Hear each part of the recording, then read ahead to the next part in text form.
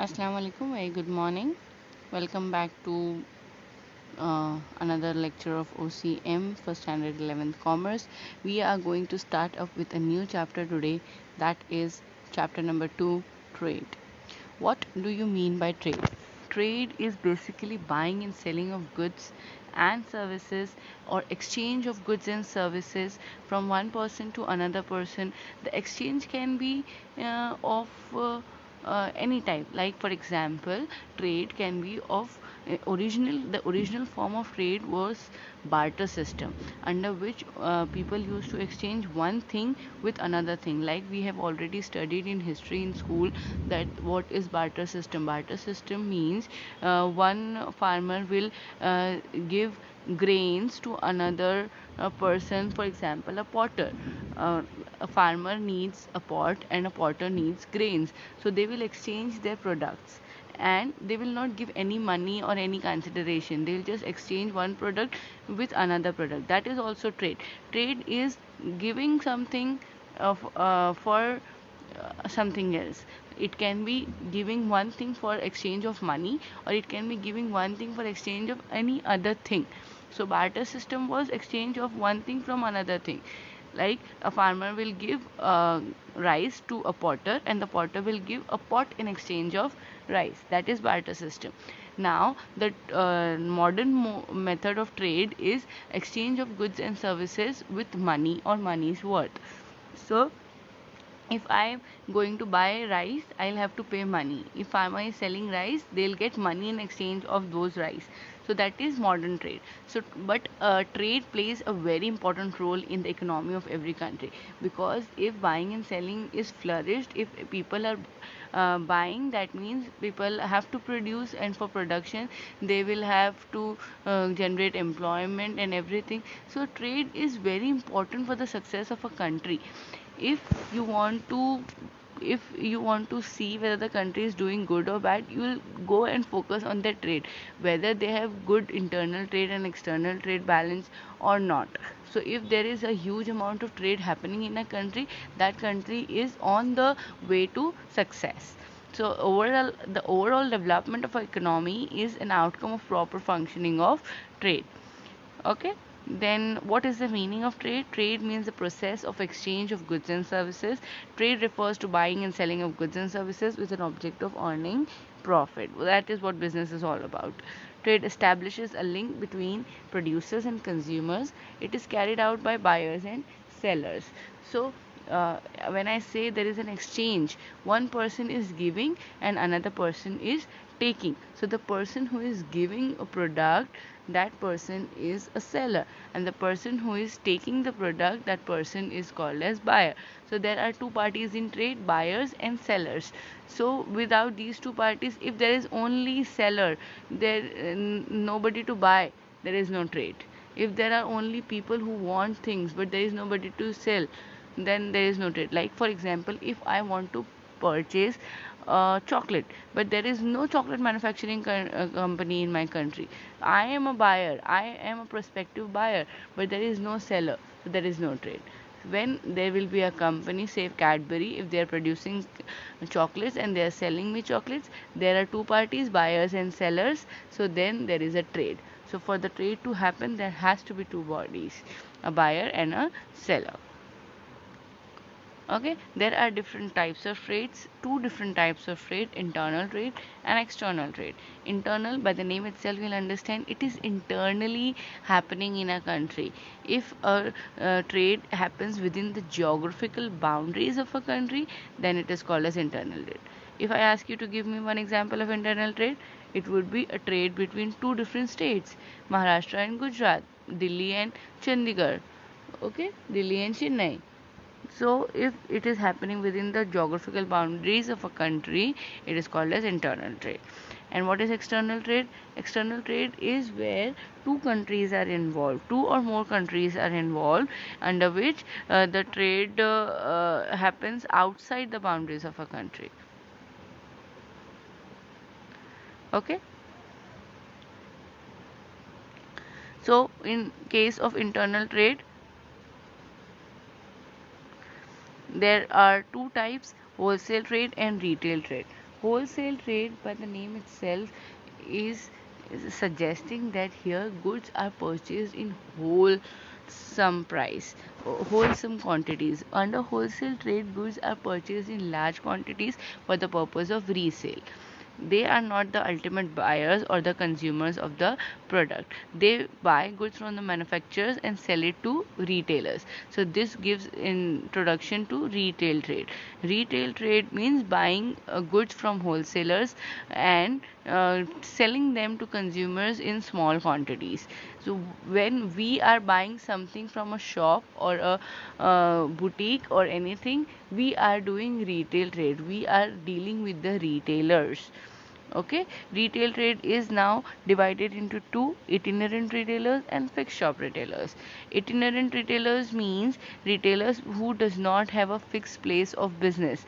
They move from one place to another place for the purpose of selling their goods. Examples are hawkers. You might listen to a lot of hawkers coming down your house: fruit sellers, vegetable sellers, then all such things are hawkers. Peddlers are those who move from one place to another on their foot. They do not have a cart with them to sell. Like for example, here idli sellers or pot sellers, they are peddlers. Then street traders, they have their cart located on a specific street. Okay, cheap jacks are those who sell products at a very low price, and market traders are those who have a specific day when they sell their products. Like we have Tuesday bazaar, Wednesday bazaar, where separate locality have a separate day. Like in our city there is Tuesday bazaar. Then on Tuesday bazaar, the market traders, they come and they set up their shop, and when Tuesday is over they go away with their belongings. Okay, so these were itinerant retailers. Why are they called as itinerant retailers?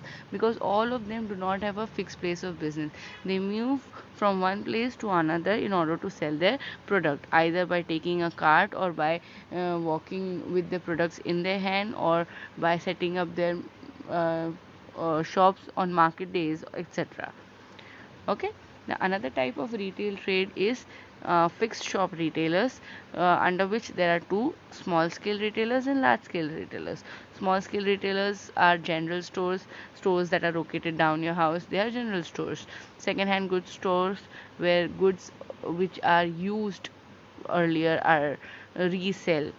Authorized dealers for mobile phones or motor vehicles.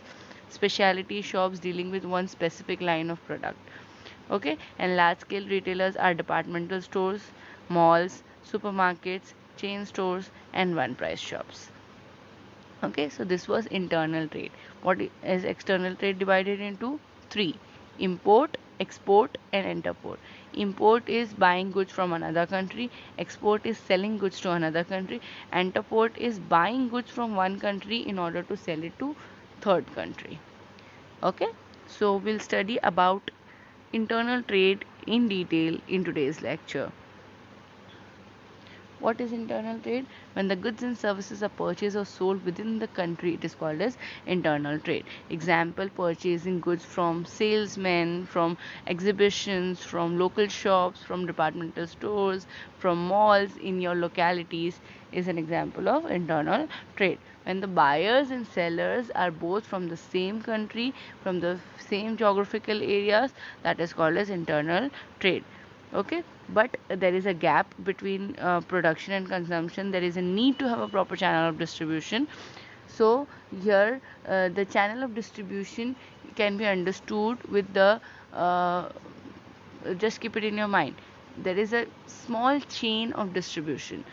Producers, they produce goods, sell it to wholesalers, and then these wholesalers sell it to retailers, and retailers are those people who sell goods to us, that is final consumers.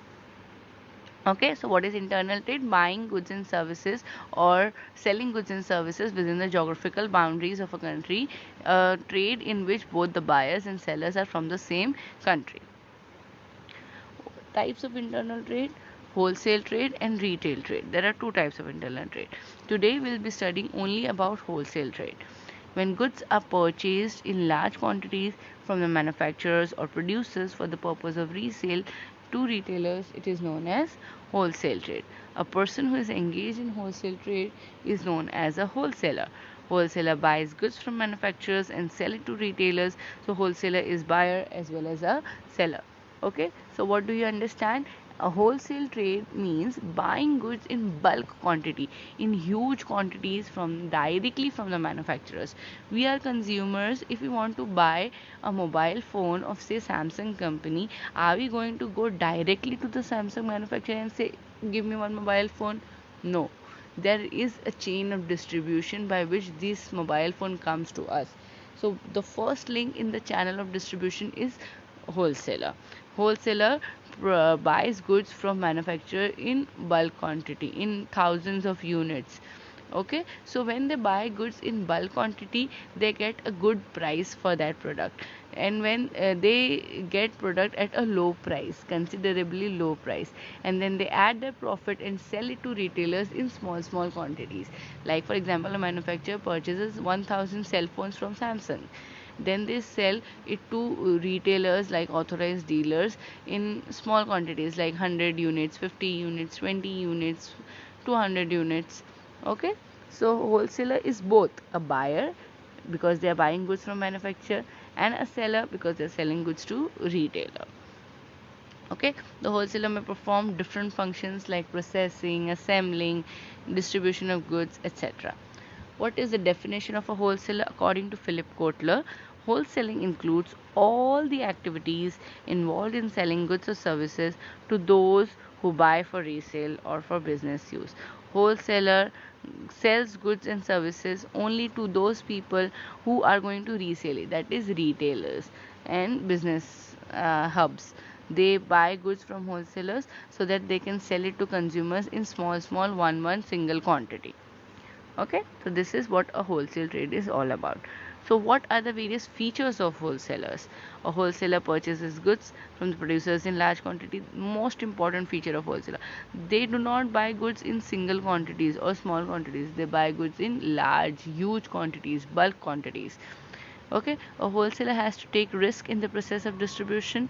Definitely, if we are going to buy 1000 units of one product, like for example I just said Samsung phones, but in within a week there is a huge complaint about the Samsung phone, like they are bursting or they are not heating or they are not good for the market.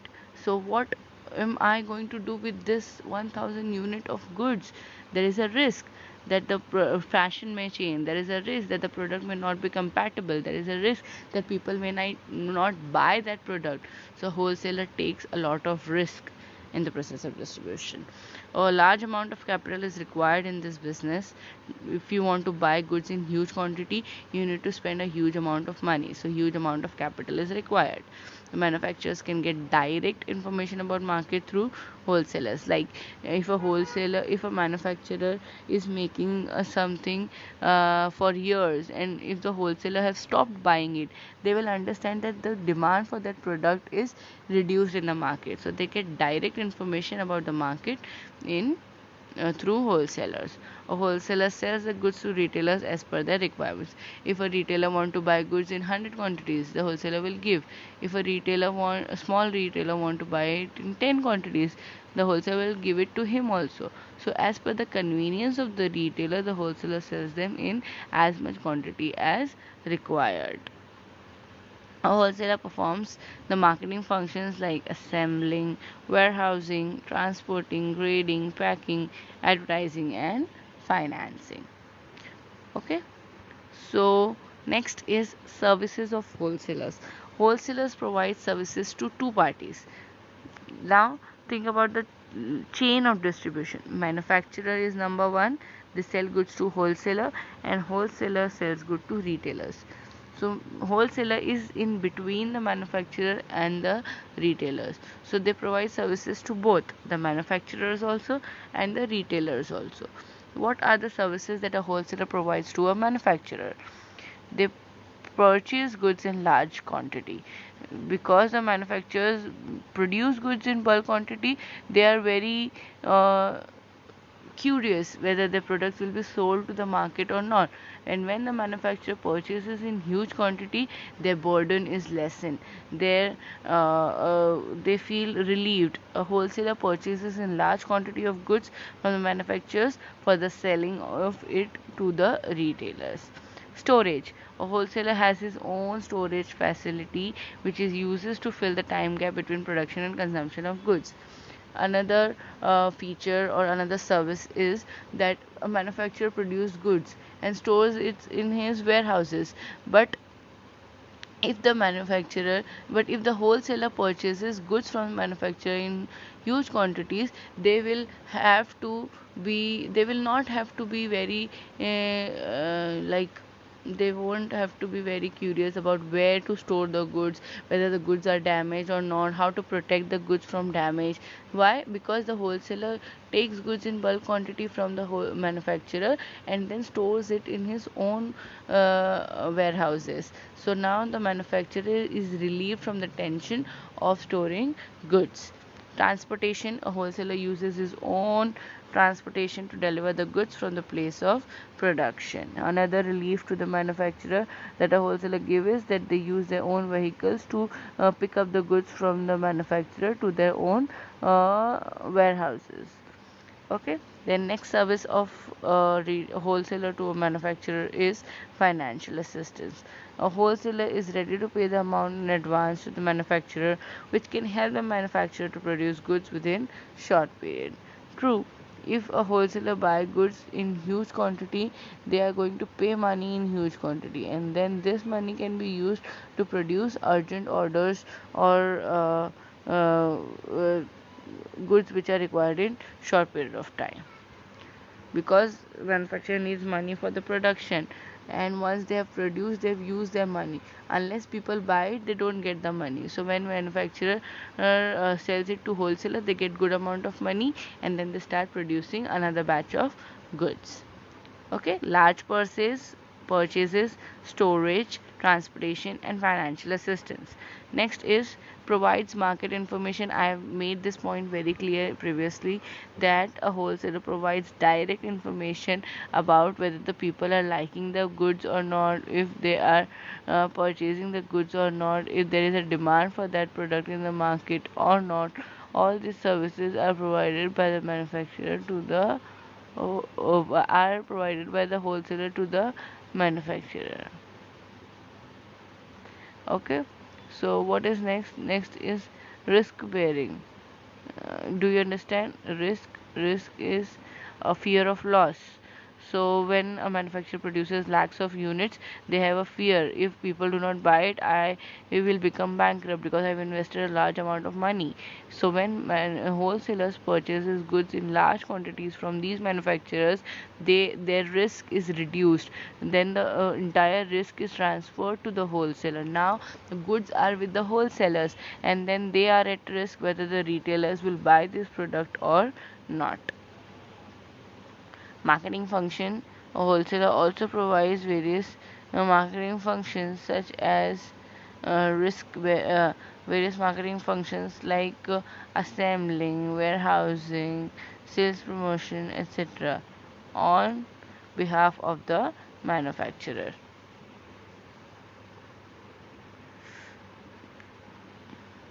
Okay, so next is services to retailers. Now a wholesaler has purchased goods from the manufacturer, stored in their warehouses. Now it's turn to sell them to retailers. So what are the various services that a wholesaler provide to retailers? First, stock of goods. A wholesaler keeps large stock of goods, therefore retailers can get the goods easily when the consumer asks for the goods.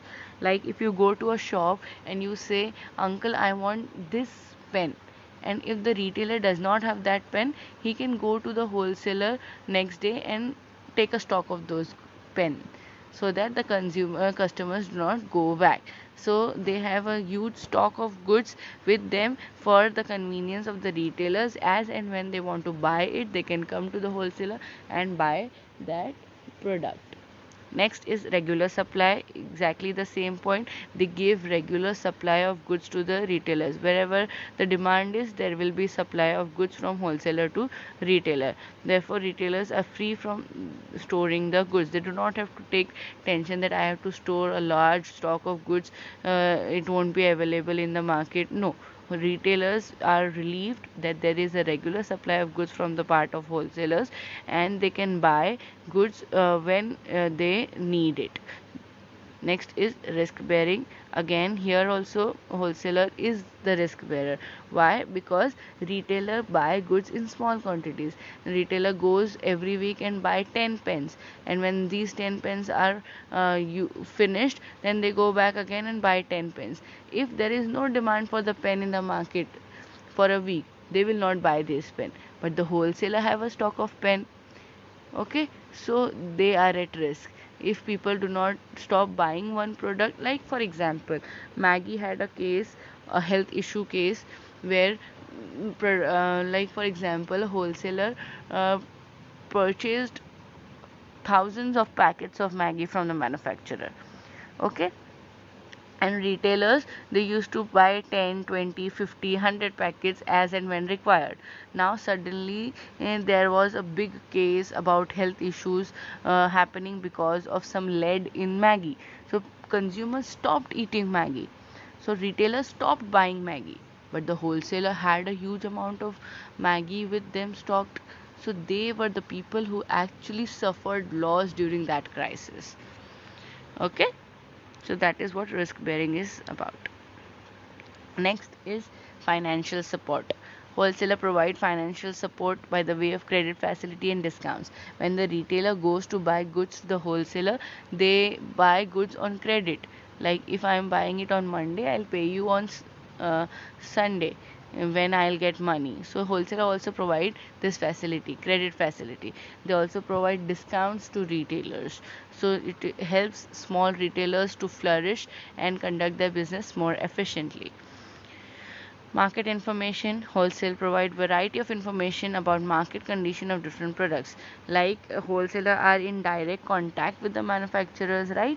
So when there is a new product produced by the manufacturer, the wholesaler gives this information to the retailer, that see, this is a new product produced by this company, you sell this to your customers so that they do not go to some other shop. So they give good market information to the retailers regarding new products, new variants, new schemes, etc. Sometimes wholesalers guide retailers about when to buy, how to buy, and what to buy, etc. Sales promotion. A wholesaler does advertisement and also promotion of goods which can help the retailer to increase their sales. So what are the services of wholesaler to retailers? Provide market information, give financial support, regular supply of goods, then risk bearing, sales promotion, etc. So these were the various services that were provided by wholesaler to manufacturers and retailers. So in today's lecture we have studied about internal trade. Basically we have studied about what is trade, buying and selling of goods in exchange of something. It can be good or money. Okay, then there are two types of trade, internal and external trade. Today we studied about internal trade, which was classified into two: wholesale trade and retail trade. We are studying about wholesalers. Wholesale is buying goods and services in huge quantities, buying goods in huge quantities for the purpose of resale. Okay, then there are various features of wholesalers. Risk bearers, they provide market information, they provide various marketing functions, then give regular supply of goods to consumer retailers. Then there were various services of wholesaler to manufacturers and to retailers that we have studied in today's lecture. Thank you.